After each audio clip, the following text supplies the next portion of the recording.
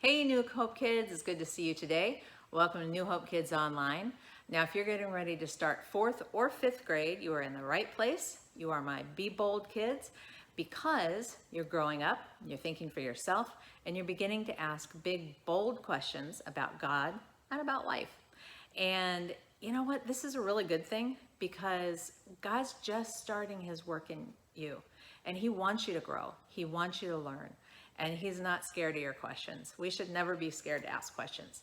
So every week, we're going to tackle a new big, bold question about God, and we're going to look to the Bible for some answers.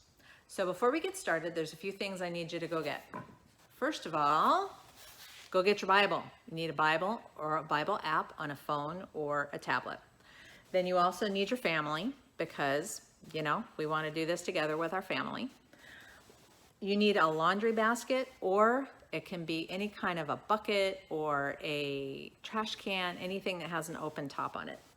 You're going to need some kind of a soft ball or a bean bag, maybe a tennis ball, maybe a squishy ball, just anything that you can throw real easily that's not hard.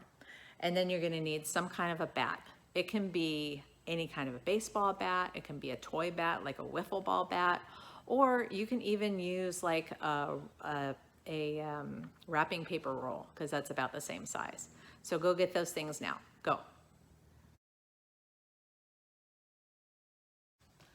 So today we're going to talk about anger and whether God says it's okay to get angry. So I'm curious, what kinds of things get you angry? What trips your anger switch? For me, I'd have to say I get the most angry when I make plans and they get messed up. That really makes me mad. So pause the video and talk about what makes you the most angry. Make sure you give everybody a chance to share.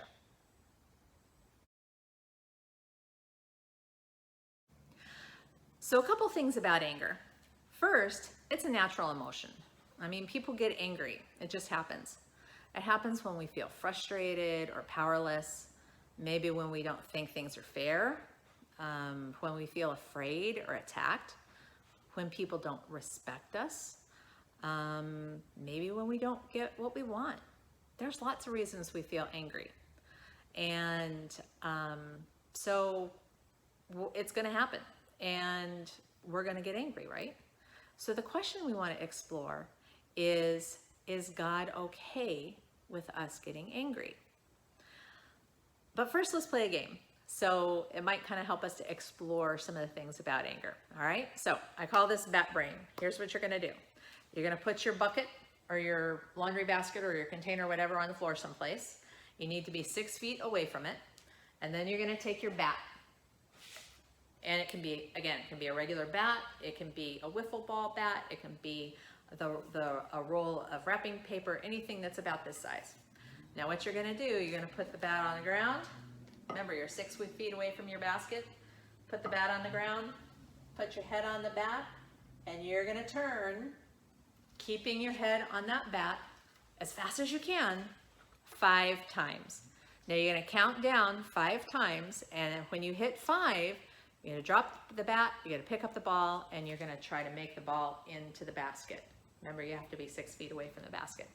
So make sure everybody gets a turn, and go. So I hope that was fun. Now I'm going to guess that being dizzy got in the way of doing what you needed to do, which was get the ball into that basket. Am I right?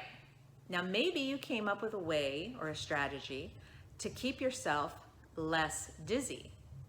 And I'm also betting that if you hadn't have been dizzy, you'd have had a much better chance of making the ball into that basket.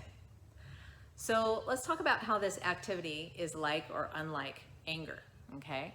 Now when you're angry, how does that get in the way of doing what you need to do, which is get through your day in a positive way? I want you to pause the video and take a minute and talk about that with your family. How does being angry get in the way with what you need to do?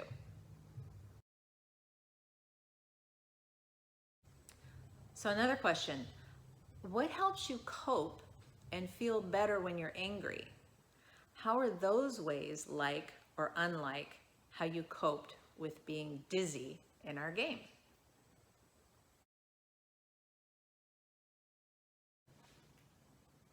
So stopping and standing still might have been a good way to cope with your dizziness. And guess what? It can also be a good way to cope with anger.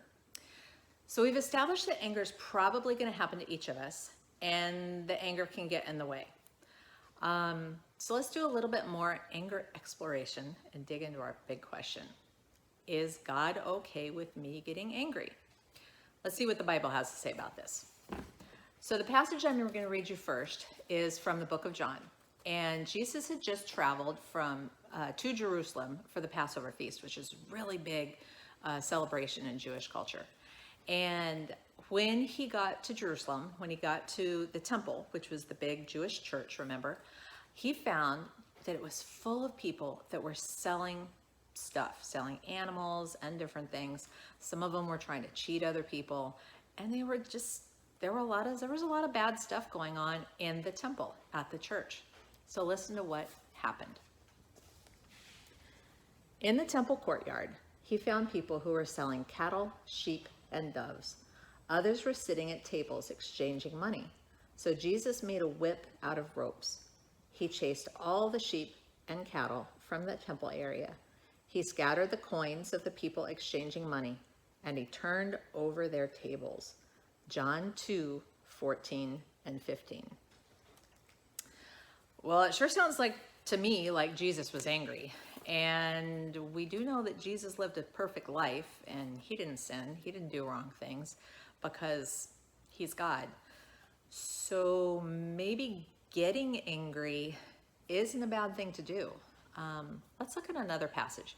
This one is from the book of James. My dear brothers and sisters, pay attention to what I say. Everyone should be quick to listen, but they should be slow to speak. They should be slow to get angry. Human anger doesn't produce the holy life God wants. James 1:19 and 20. Did you notice what it said at the end? That human anger does not produce the kind of life that God wants. It seems like it was talking about something that happens after we get angry. Let's look at one more. This one is from the book of Psalms. And it says really simply, when you are angry, do not sin. Psalm 4:4a.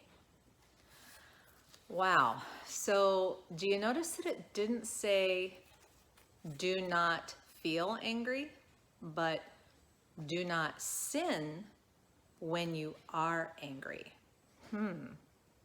So it seems like that while it is okay with God that people get angry, what we do with that anger kind of makes a big difference. Now, when we don't control our anger or we don't handle it right, then our anger can turn into sin. So here's where I think we've landed. Everybody gets angry, and that's not a sin. It's okay with God if we get angry, but how we handle our anger can lead us to sin. So we have to be careful. But hey, the good news is that God can help us to make good choices, including choices in how to deal with our anger. So maybe the big question should be, when you're angry, what can you do to keep your anger from turning into sin? So one choice is to be like Jesus and let Jesus shape our hearts, right? Now, when we do this, we abide in Jesus.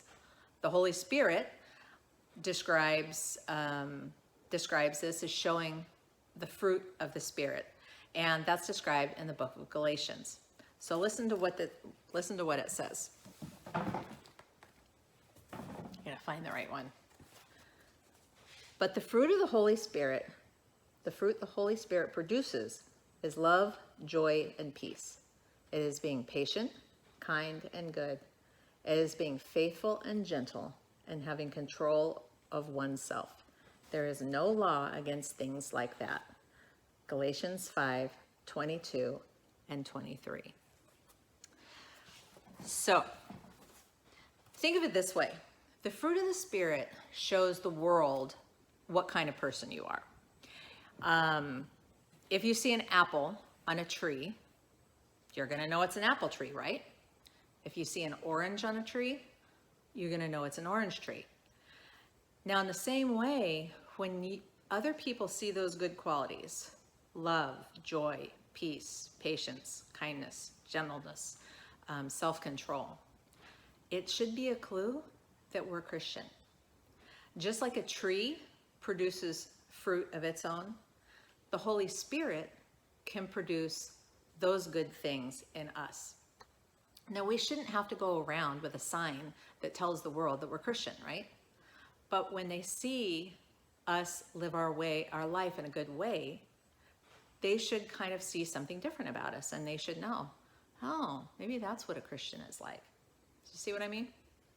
So when you think about all those things in the Holy Spirit, all of those things really can help us control our anger also, especially that self-control thing. So in a minute, I'm going to give you a chance to work together with your family and create your own anger management plan. It's your own way of dealing with anger in healthy ways. And you're going to be able to do this by printing out the handout that's along with this lesson. And each one of the strategies you're going to cut out into strips, and then you're going to tape them back together in the order that you think they'll help you the best. So everybody's is going to look a little different because you can all choose which strategies you think are the best. So I think the big thing I want us to remember is that why it's important to have a plan, because we discovered today that feeling angry is not a sin. It is okay to feel angry because God created us to have emotions, right? But if we're not careful and we don't control our anger, we can start making really bad choices when we're angry that leads us to sin, and that doesn't make God happy, because we can hurt other people. We can even hurt ourselves, and that's not good. So it's important to be able to make those good choices, and also to forgive people, because forgiving other people helps us to live a better life so that we're not angry all the time. It also gives them an example of, maybe that's the way I want to be too. And when you think about it, Jesus was willing to die for our mistakes. I mean, the Bible tells us that we're forgiven, right? And Jesus was willing to die for all the times we mess up. So I think we kind of owe it to God to be able to forgive other people in our life. So let's pray together. And then you're going to work on your own anger management plan, and you can work that out with your family, and make sure that you take time to talk to your family about why you chose that top strategy. And also think about the last time that you got angry, you got really mad, and how would it have been different if you had used that top strategy there, okay? So, dear God, we know that we get angry. Everybody does. And we just ask you to help us. Holy Spirit, fill us up with the fruit of the Spirit so that we can make good choices when we're angry. Help us to have the self-control to keep us from hurting other people, to keep us from hurting ourselves. God, we love you so much. Thank you so much for forgiving us when we mess up. And please help us to forgive the other people in our lives too. Thank you, and we love you. In Jesus' name, amen. All right, guys, that's all I have for you today. I hope you've had a good time, and I hope you have a great week. I'll see you next week. Bye.